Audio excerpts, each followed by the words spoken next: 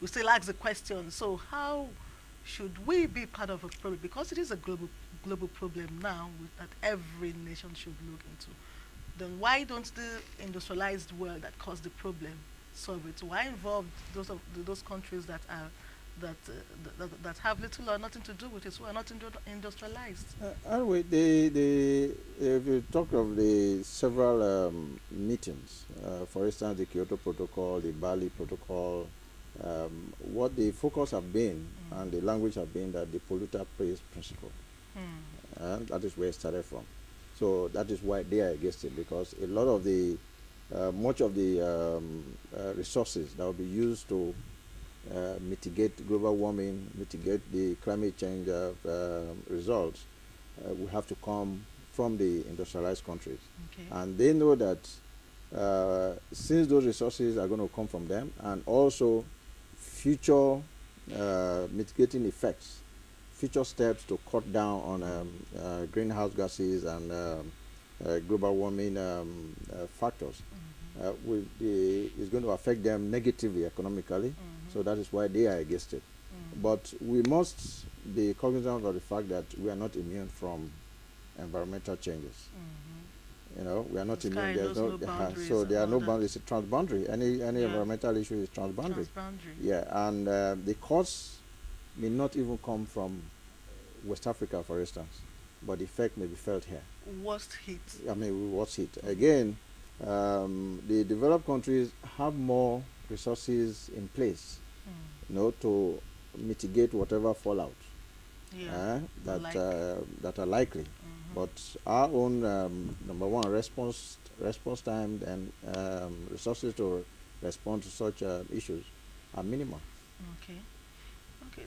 In other words, now we're saying that this whole thing is not a deception; it is real. It is Climate real. change. It We, is real. we repeat this because till date people still believe that what's this all talk about climate change? It is all deception and In all the of that. last, within the last 1 year or so, since the last conference of parties of the IPCC, the new report that is going to come out now, probably in October, the new report, more than up to about 800 experts from the NGOs, community-based organizations, from government, from intellectuals, I mean, the universities, industrialists have contributed to that report. Everybody giving his or her view.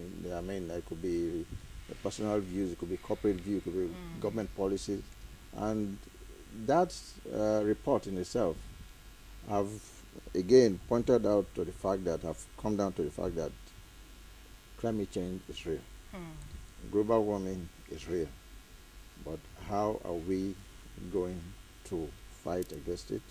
How are we going to mitigate, Against put it. in place mitigating factors? You just say that out of my mouth now. I was going to ask you if countries like West Africa are going to be the worst hit, are the worst hit as a result of all of this, what really is the impact on us, Nigeria as a nation, Nigeria as a nation? How does it affect us? And what really is the impact? Let's begin with that. Some of the one of such impacts which I already mentioned is the threat to our coastal environment. You know, so now we are battling with um, probably with the oil and gas industry about oil pollution. But how are we going to fight nature? You know, can we really fight nature? Do we have the resources to fight nature? No. But what we can do is to put in place effective response systems. You know, that will in the long, I mean, the short run and in the long run, um, be able to help people, for instance, in the coastal areas. You know, and it is for our government, the various state governments, local governments, to be put in place measures to keep track of changes in the coastal environments. For instance, is the sea level rising? If it is rising, what do they do? What will they do? And what are the factors? What are the changes they need to put in place to make sure that the people in those environments are not worse hit? Yeah, that's the question. What are the measures? What are the steps being taken? Are there concrete surveys being done? Is it even taken seriously? I was telling you just before we went on air, that the issues of climate change, does it take as much public space or spaces as much as other issues like politics and all of that? If it is this important, even in our government today, is it really a front burner issue? Do we look at it critically? Yeah, well, like I said, I must commend Lagos State government, for instance, that has a program now dedicated to issues of climate change, which comes on annually. Mm, You know, so at least to that extent, I will say that at the government level, it's not been totally relegated. Even though one will say, with our social problems now, economic problems, the security problems, it's going to be difficult for people now to focus on issues of environment. It becomes something that is intellectual. mm, It becomes something that now becomes intellectual, not something that is facing everybody on a day-to-day basis. Apart from issues of, okay, sanitation here, sanitation there, keep your environment clean, health, keep your health status should be looked after. But mm, the issue of environment now becomes intellectual, something discussed in the classroom.